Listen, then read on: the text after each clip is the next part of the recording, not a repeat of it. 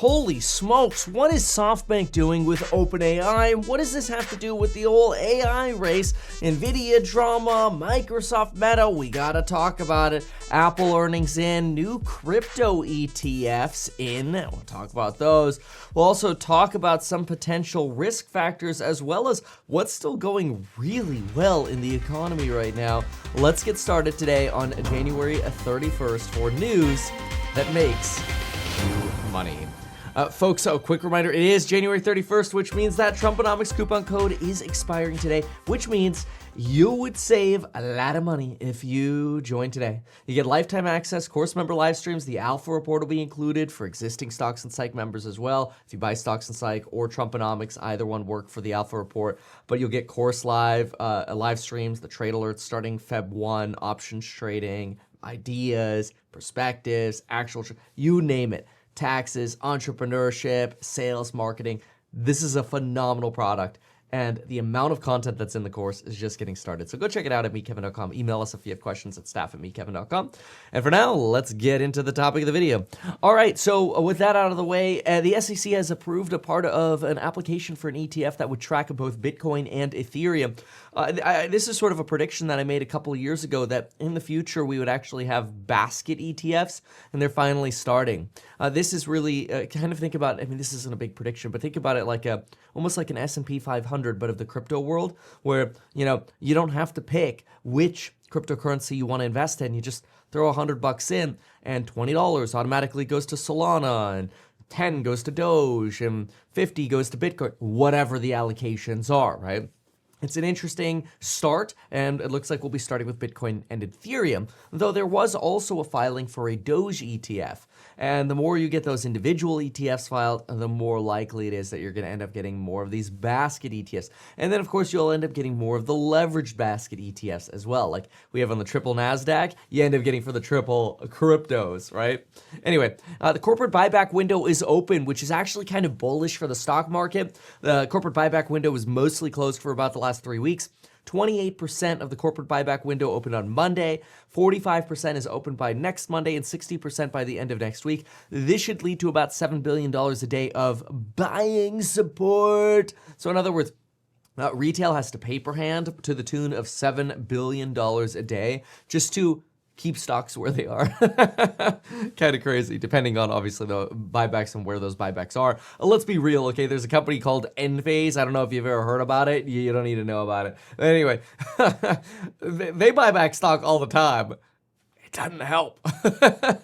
Anyway, UBS, by the way, calls the AI sell-off this week troubling but contained, mostly because they see that it's been contained heavily to NVIDIA and some of the more chip-related plays, Supermicro, ARM, AMD, but the broader sectors continue to expand.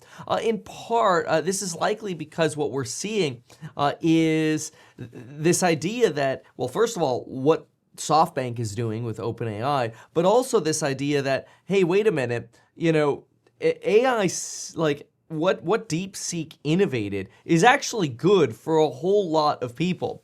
Think about this for a moment. And we talked about this over the weekend and on Monday as well, but who benefits when we end up having DeepSeek winning? And the answer is, you do. Everybody wins, right? Like, consumers win, startups win, small companies that don't yet have the money to pay for big language learning models, they win. There's a lot of winning that goes on, frankly, when AI costs come down. So now, while DeepSeek is getting investigated over how they potentially got their hands on H100 chips through shell companies in Singapore, which isn't really that big of a surprise, what is actually really exciting is, hey, you've got a lot of people saying, just don't worry about it. There's plenty of opportunity. Like, this isn't the AI bubble popping. In fact, this could be the unleashing of the beginning of AI, because a bunch of new companies can now actually access training compute more affordably. Now, what is interesting is if you look at the Google trends for DeepSeek, some people are saying DeepSeek might be a flash in the pan, and it'll just be a moment of time or a moment in time before you actually end up seeing DeepSeek just gone entirely. It's still number 1 in the App Store, but if you look at the Google Trends here, DeepSeek was really only reigning supreme there on about the 26th and 27th, and it's come down over to where we sit now on January 31st. Hey, that's coupon expiration night. Anyway, so does this really mean anything for DeepSeek? No, not really, because it's not so much that we need to use the DeepSeek app versus other apps. It's the training efficiency that came from it that could end up being sort of a thorn in the side to some of the chip makers. That's it. But that is, again, a benefit to companies like Microsoft and Meta and Apple obviously, who just reported earnings, and other companies who want access to artificial intelligence. And quite frankly, I don't think the son from SoftBank is, really heavily concerned. I mean, look at this guy's house. This is this guy's house in Japan. And now they're offering to invest $43 billion into OpenAI at a valuation 3 times as high as what the valuation was back in 2023. When they first hit the scene, there was a valuation estimate of about $105 billion. Now they're trying to raise money at $300 billion. Which, honestly, after the DeepSeek moment, I would imagine that the valuation would have sunk on OpenAI and even Anthropic, because their ability to raise money has actually gone down. And so part of me thinks that SoftBank is just so exposed to AI and ARM as another beneficiary partnering with OpenAI, right? That SoftBank, which owns a lot of ARM, basically has to prop up OpenAI with talk about a big funding round at a huge valuation to prop up all their other stocks. Call me jaded, but that's just kind of what I think. Now, in fairness, B of A argues that this is HeartNet. He's actually been pretty dang bullish the last couple years. He did give a little bit of a warning, though. He suggests, hey, look, one of the reasons GDP has outperformed so well over the last 5 years was because of excess government spending, high immigration, and artificial intelligence capex. But all 3 of those are expected to slow. And even if you get more beneficiaries out of the AI efficiency models or strategies for AI efficiency that we can adopt now, it's still worth remembering that AI capex is a large contributor to GDP. And if we do end up getting downward revisions over time to AI capex at the same time as we get lower immigration or even net negative thanks to deportation and lower government spending due to DOGE, these are all going to be a drag on GDP, and they could end up pushing us into a substantially lower GDP regime. But don't worry, this is all offset so far by the consumer still spending money like there is no tomorrow, and they just have to dump it all. Morgan Stanley points out that real consumer spending grows 4.2% above the consensus of a 3.2% estimate. Goods and services coming in stronger than expected. Clothing stronger, durable goods stronger, although Whirlpool didn't do so well after earnings. Real services spending picked up despite the expectation for a slowdown. Even autos did better after the hurricanes as people had to go buy new cars. Now, obviously, some of that is paid for by the insurance companies. It's not necessarily a gauge of what's going on with the consumer. But still, this is pretty remarkable. Okay, the amount of spending we got going on in America is wild. Now, something that you ought to pay attention to is saving. Like the savings rate in America, especially even like versus Europe. See, Rabobank questions, hey, can this sort of spending keep supporting the economy? And at least in the United States, what you're seeing is a savings rate that is actually below before the pandemic levels. So in other words, people are spending their money at a higher rate today than they were before the pandemic. Before the pandemic, we were saving like 5-6% of our money. Now we're saving like 4.8% of our money. And when I say 5, that's probably more like 5.5 to 6% there. Maybe even a little higher since this is 5 to 10%. You can see it on the chart here. Anyway, if you look at Europe, Europe actually has a higher savings rate than before the pandemic. So they're actually exactly the opposite, which is really interesting because if our savings rate is so low and our GDP is so high, and Europe's GDP is so low and their savings rate is so high, let me make sure I said that right. Europe, high savings rate, low GDP. America, high GDP, low savings rate. Then it begs the question that could Europe actually see a boost in GDP this year if people start spending. We got a little bit of an inflection point here. Rabobank's wondering, hey, maybe Europe will bottom this year and maybe Europe will outperform the US. Interesting. So far, though, there's really no sign that people are going to stop spending money. I mean, honestly, even Apple did better than expected. Apple Intelligence, Goldman Sachs says, and Bank of America, I think, is going to drive upgrades, more vertical integration, more higher margin. Remember, Apple has like incredible margins on their software, like 70% margins, whereas on their products, they're really only sitting around 35-ish%. Microsoft makes most of their money from software. Apple makes most of their money from products. But software makes more money. It brings more to the bottom line. The good thing for Apple, though, is despite that iPhone sale slowdown, you have an installed base of 2.35 billion people now. That keeps going up. And yes, iPhones went down 0.8% year over year. But listen to this. iPad up 15.2%. Mac up 15.2%. Services up 13.9%. The earnings were actually really good. I actually just increased my exposure to Apple a couple days ago, and I was talking to course members about this as well. This is kind of exciting. This Apple is a great company, and I think they are a huge beneficiary of more efficient AI, so that eventually, when they get up to scale, because they're always slow. Okay, they're always incredibly slow with the artificial intelligence integrations. All right, now Apple might soon be able to actually make some more money. Like, oh yeah. Do you want an Apple Cloud Family Plan, or do you want the Apple Cloud Family Plan with AI? Now, that might sound cheesy, but frankly, it's exactly what Microsoft does, and it's been pumping their earnings, okay? So it's just a matter of time until Apple does it as well. Now, something else to look at is we've got the probable impacts of this sort of maybe more slowdown in artificial intelligence for capex.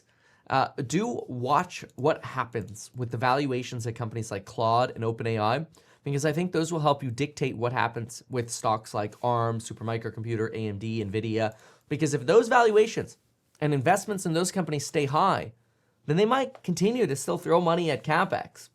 I'm kind of curious to see if we end up getting drawbacks in capex. I think we should know by April if we're getting capex revisions or not from this sort of AI moment. And then this will either fade into nothingness or we'll go, oh crap, yeah, no, this actually matters. Data this morning, PCE and ECI, the Employment Cost Index, matched. Honestly, there's really nothing to talk about here that matters. We could really keep this video shorter because there's very little to talk to you about today. So out of respect for your time, we're going to keep it a little simpler.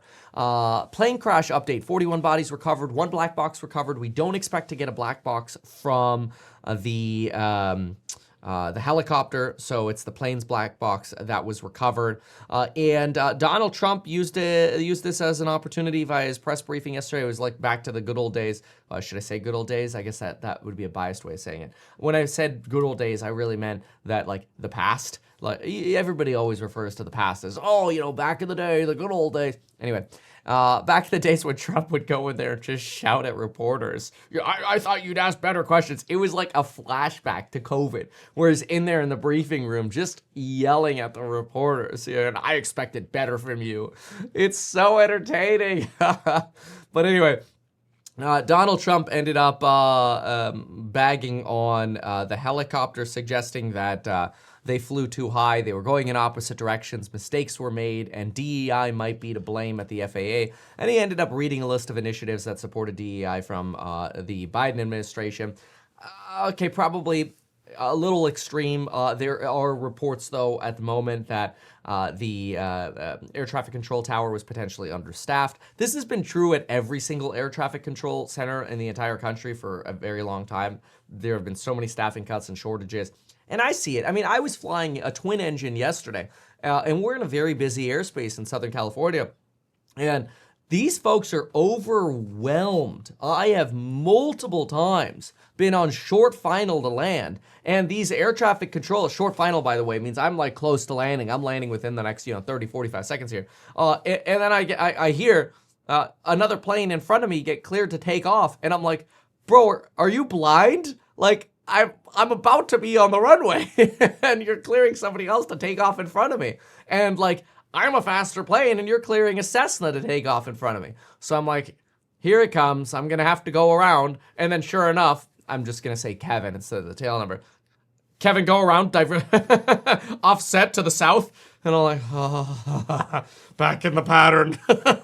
Anyway, so this isn't uncommon. Now, I'm not trying to defend the ATC, but I am trying to say that I do think they don't have enough funding, that there aren't enough people. And then there was also some drama going on about how, the air traffic controller was monitoring 2 channels. This is like also not very uncommon. Like they sit on ground and tower all the freaking time. It's not that big of a deal, that part, but I do think they're understaffed. But anyway, it's a tragedy what happened. Hopefully there are a lot of lessons that can be learned from it. Really, to me, I think identifying, I saw some comments, people were like, oh, Kevin, you can't ask air traffic control what the tail numbers are. Airliners are different. They don't have tail numbers. Bro, shut up. I float around in the LAX airspace and landed at LAX, and I've done the same thing, even with LAX. Hey, am I tracking this flight? Like, the numbers are right there on your iPad. It's not like I'm looking out of the window looking at the tail number. You just look at the iPad. Okay, you want me following this one, right? Affirmative. Cool, done. It's so fast to verify which plane you have in sight.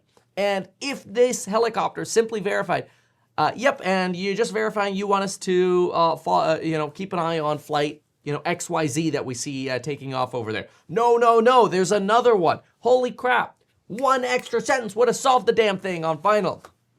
And people are like, oh, they don't have the staff. I agree they don't have the staff. So what does that mean? You just have to space the planes out more. Hey, I guess you're staying in the holding pattern a little longer. Safety is very important. I don't think one little confirmation of which plane you're following is that big of a cost. And I think the benefit is very valuable. Too many near misses. And I see it too, like the amount of traffic congestion you get at these airports, it's crazy. Daily wealth topic today. Goals and deadlines are meant to be set, but they're also meant to be missed. That might sound crazy, but consider this. If we said, I'll be able to score a 150 in bowling now, or by July 4th, when would you start bowling? The answer is you'd probably start bowling now. But if you said, one day in my life I'm going to score a 150 bowling, when are you actually going to start? Probably not for years, and it'll take you like 20 years to score that 150. It's kind of sad. But if you said, I will bowl a 150 now, you would start now. And the point is, even if it took you until September, instead of your July goal, to bowl that 150, at least you're making progress. So if there's something you want to get done in your life, you want to work on that 6-pack, you want to get better at bowling, you want to be a better golfer, you want to be a better YouTuber or person, worker, whatever it is that you're doing, start now. And go to meetkevin.com and get that coupon code expiring tonight. See y'all. Why not advertise these things that you told us here? I feel like nobody else knows about this. We'll try a little advertising and see how it goes. Congratulations, man. You have done so much. People love you. People look up to you. Kevin Paffrath there, financial analyst and YouTuber. Meet Kevin. Always great to get your take.